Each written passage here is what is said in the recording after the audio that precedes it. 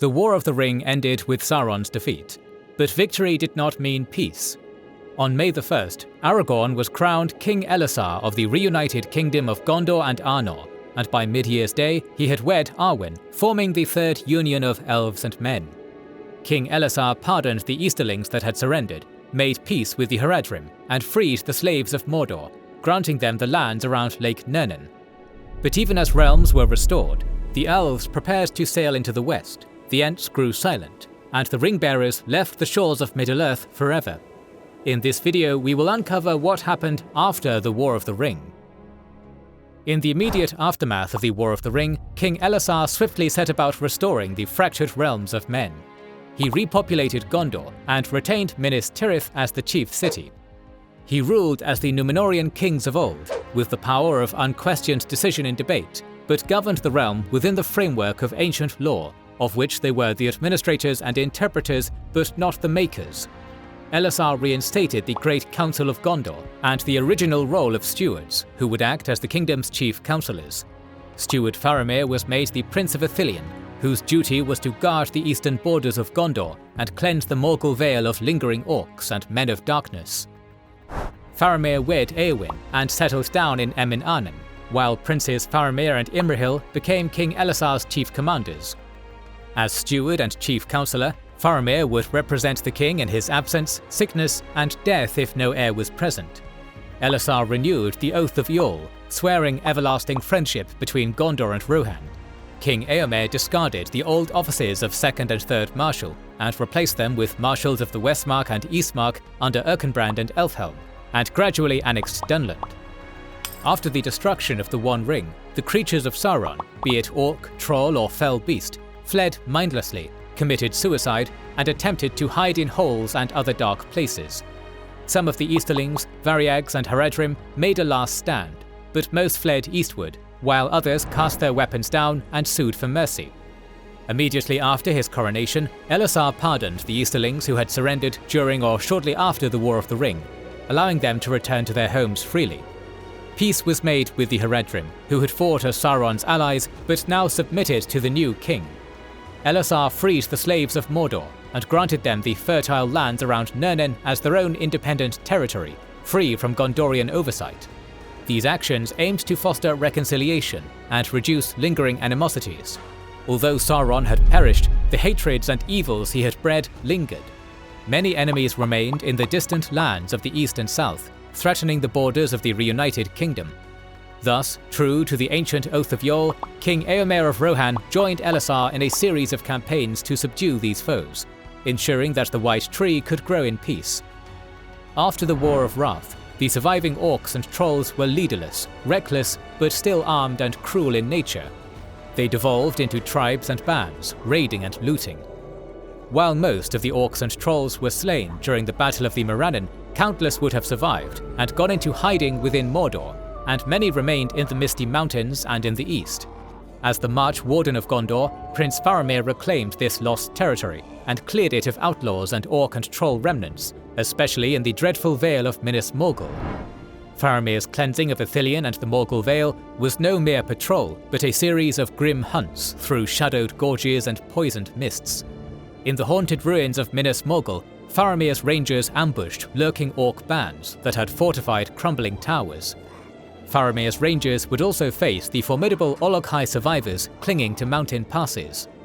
These remnants, devoid of Sauron's will, fought with desperate savagery but lacked unity, allowing the forces of the West to root them out one shadowed lair at a time. Those who fled further east or west would succumb to the campaigns of Kings Elessar and Éomer. The eastern campaigns focused on the vast regions of Rhûn, where remnants of Sauron's influence persisted among the various Easterling tribes. Accompanied by King Éomer and the thunderous cavalry of the Mark, King Elessar ventured beyond the Sea of Rhûn into the heart of Rhûn itself. There they scattered and subdued any Easterling tribes that continued to pose a threat to Gondor's eastern borders. Known for their fierce warriors and wains, the Easterlings engaged the invaders on the open fields, where the Rohirrim's horsemanship proved decisive. The plains of Rhûn trembled under the hooves of Rohan's Eoreds as King Éomer led a daring assault on a fortified Easterling camp at the edge of the Sea of Rhûn. the air filled with the thunder of war wains and the clash of curved blades, as proud Easterling axemen formed wain walls against the onrushing horsemen. Wielding Guthwini, Eomer inspired his riders to break through Easterling lines in a whirlwind of lances and hooves. King Elessar, fighting at the fore with Anduril, shattered enemy chieftains' standards, scattering the tribesmen like leaves in a gale.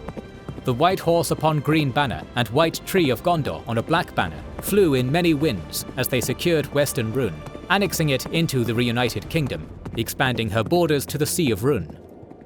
In addition to their campaigns in the east, the kingdoms of Gondor and Rohan also launched operations into the far fields of the south, encompassing Near Harad, Far Harad, Umbar and Khand.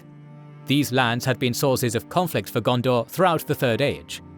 Previously, during the reign of Hiarmendasil I, Gondor's borders had reached their furthest extent, extending east to the Sea of Rhûn, south to the Hanun and all the coast up to the Cape of Umbar, as far north as Celebrant, and west towards Greyflood. Gondor had enjoyed centuries of peace due to its military might and received tribute from the Haradrim. It was likely this era of past glory which King Elessar now sought to revive in the Fourth Era. The sun-baked sands of South Gondor witnessed epic clashes as Elessar and Eomer pressed southward, their banners defying the scorching winds. In the reconquest of Harondor, Gondorian infantry clashed with Haradrim spearmen amid the dunes, where Oliphants trumpeted in fury, charging through the ranks with tusks like battering rams. Eomer's riders flanked the beasts, their spears finding weak points in the armoured hides, while Elessar rallied his men. Afterwards they drove south and laid a siege on Umbar. Corsair ships burned in the harbour as Elessar and Eomer stormed the walls, reclaiming the city and annexing its corresponding coastline. Advancing further into Near Harad, Far Harad and Khand, the Haradrim and Variags, who had not already made peace, enforced a sphere of influence throughout the south, re-establishing tributary relations. Under Elessar's rule, the reunited kingdom entered a golden age, whereupon the White Tree was able to grow in peace. Rohan too prospered under Eomer the Blessed, recovering from war's scars to become a rich and fruitful land. Around 4th Age 1, Queen Arwen Evenstar gave birth to Eldarion, heir to the new House of Telcontar, and soon after gave birth to several daughters. Early in his reign, King Elessar travelled north to restore Arnor. En route, he'd restored Orthanc and returned its Orthanc stone. There he uncovered long-hoarded treasure, including the Elendilmere. In Arnor, he refurbished Anúminas at the shimmering waters of Lake Evendim, rebuilt roads across Eridor, restored ancient watchtowers, and re-established trade between the Grey Havens and Umbar. In 4th Age 6, he issued an edict forbidding men to enter the Druidan Forest, the Treegarth of Orthanc, and the Shire, declaring these lands to be free and protected enclaves. In 4th Age 13, King Elessar established 3 councillors for the North Kingdom, drawn from 3 offices: the Thane, the Mayor of the Shire, and the Master of Buckland. Meriadoc Brandybuck succeeded as Master of Buckland, a role that ensured Buckland remained distinct from the Shire. Peregrine Took became Thane, while Samwise Gamgee was elected Mayor 7 times. Between 4th Age 20 and 31, Samwise, his wife Rose Cotton, and their daughter Eleanor travelled south to Gondor for a full year on invitation by the king. They returned with gifts and stories that enriched the Red Book. In 4th Age 30, Eleanor married Fastred of Greenholm on the Far Downs. The following year, by royal decree, the lands beyond the Far Downs, the Westmarch, were formally added to the bounds of the Shire. In 4th Age 41, Thane Peregrine Took created the title of Warden of Westmarch, appointing Fastred of Greenholm at the request of Mayor Samwise Gamgee. As the reign continued into its later decades, the realm's affairs shifted increasingly from achievement to remembrance and farewell. In 4th Age 61, a sorrowful milestone arrived. Rose Cotton passed into the West after a long and happy life. Grief-stricken yet steadfast, the now 102-year-old Samwise Gamgee, the last ring-bearer remaining in Middle-earth, sailed from the Grey Havens in September, joining his old friends in the Undying Lands. 2 years later, in 4th Age 63-64, Merry and Pippin journeyed south to Rohan and Gondor, again by the invitation of their royal friends. When they died, their bodies were laid to rest beside King Elessar in the royal tombs, a fitting tribute to the bonds forged during the War of the Ring. As for the Hobbits, unlike many other free peoples, they would slowly dwindle and go into hiding, yet not vanish entirely. They endured as the wee or little folk and in time became the inspiration for fairies and sprites. Following the destruction of the One Ring in the fires of Mount Doom, the power of the 3 Elven Rings failed forever. No longer able to hold back the passage of time, or preserve the ancient lore and ageless beauty of the High Elves, their keepers, Galadriel, Elrond and Gandalf, departed Middle-earth aboard the White Ship from Grey Havens on September 29th, TA 3021. With them sailed the ring-bearers Frodo and Bilbo Baggins, who had also earned their passage into the West. Though Elrond had gone, his sons, Elladan and Elrohir, chose to remain for a time among the dwindling Noldor of Rivendell. During the War of the Ring, Galadriel, Celeborn and the Galadrim had torn down the stronghold of Dol Guldur, while the Sylvan Elves under Thranduil repelled an invasion of Mirkwood. Afterwards, Celeborn met with Thranduil, and together they renamed the cleansed forest Erin Lascallon the Wood of Green Leaves. This wide realm was divided. Thranduil claimed the northern reaches as far as the mountains for his woodland kingdom. Celeborn took the southern wood below the Narrows, which he called East Lorien, and the broad middle forest between was granted to the Beornings and the Woodmen. Victory was bittersweet, for the waning of the 3 rings could not be stayed. Galadriel's departure with Nenya sealed the fate of Lothlorien proper. The Malorn trees endured, golden and tall, but their leaves grew less radiant with each passing season, and the realm's ageless beauty ebbed into memory. Caras Galadhon fell silent, with only a few of its former people lingering sadly amid the fading light. Rivendell met the same gentle decline. Its halls grew quieter, its lore less vibrant, as the power that had preserved it for so long slipped away. Celeborn ruled East Lorien for a few years more, but he soon tired of his diminished realm without Galadriel. He retired to Rivendell to dwell with his grandsons Elladan and Elrohir. With every year, more of the elves retired west. In 4th Age 120, Legolas built a grey ship in Ithilien, taking Gimli into the west with him. By the year 4th Age 171, few Noldor remained in Lindon, and the lands west of the Lune were left untouched by men. On some unknown date thereafter, Círdan the Shipwright, warden of the Grey Havens through all the ages, sailed west aboard the last ship, bearing Celeborn with him. Thus departed the last living memory of the elder days from Middle-earth. Not all elves departed west, yet in time the elves who lingered, whether high, grey or wood, grew weary of the changing world. Those who did not sail became invisible to mortal eyes, known as lingerers, except to those whom they wished to manifest themselves to. After Sauron's fall, the Dwarves turned from war to the labours of peace, though their losses had been grievous. In the north, the Battle of Dale claimed the lives of King Dane Ironfoot and King Brand. They were succeeded by Thorin III Stonehelm and Bard II, who drove back the invaders and secured Dale and Erebor. King Elessar granted Gimli and his folk the glittering caves of Aglarond to colonize. Gimli's folk went on to rebuild the gates of Minas Tirith with mithril and steel, as well as forming other great works in Gondor and Rohan. The Dwarves prospered in the Iron Hills, Blue Mountains, and in the Far East, but it was not until after 4th Age 171 that the Misty Mountains would be reclaimed. Durin the Seventh led Durin's folk from Erebor to scatter the leaderless orcs and trolls occupying Gundabad and Moria. Afterwards, the Dwarf King restored the ancient kingdom of Khazad-dûm, fulfilling the prophecy of Durin. Yet as the years lengthened and the dominion of men spread across Middle-earth, the Dwarves grew ever more secretive and few. Their ancient mansions in the Misty Mountains and beyond were slowly abandoned or forgotten by mortal eyes.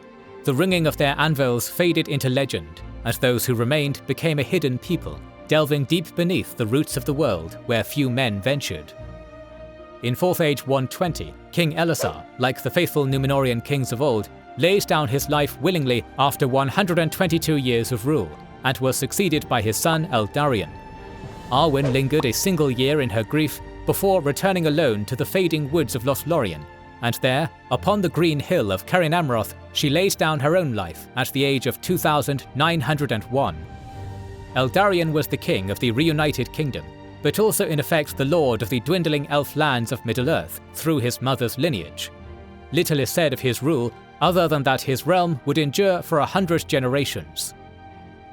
In 4th Age 220, after Eldarion had reigned for a full century, a new shadow began to stir in the hearts of men beneath the long peace he had inherited from his father Elessar. The realm was prosperous and untroubled. Trade flowed along the ancient roads, the fields of Gondor yielded rich harvests, and the halls of Minas Tirith stood bright and secure. Yet, to the younger generations, those born long after the fall of the Dark Tower, the great events of the War of the Ring had faded into little more than half-forgotten tales told by grandparents. Gondorian children began playing at being orcs and going around doing mischief. Secret societies emerged among the adolescents. Their members gathered in hidden places by night, adopting the guise and manner of orcs, delighting in petty acts of damage and cruelty. They whispered of a dark tree whose roots ran deep in the hearts of men, an ancient evil that could never be wholly felled, and they performed rites that revived the old worship of darkness under new and subtler forms. What began as youthful games of defiance deepened into something more sinister, revolutionary plots to undermine the king's peace and men's dominion. A figure or term known as Herimor was at its center, and it seems a new shadow had emerged over Middle-earth. More videos on the world of Middle-earth are on the way, so make sure you are subscribed and have pressed the bell button to see them. Please consider liking, commenting and sharing, it helps immensely. Our videos would be impossible without our kind patrons and YouTube channel members, whose ranks you can join via the links in the description to know our schedule, get early access to our videos, access our Discord, and much more. This is the Wizards and Warriors channel, and we will catch you on the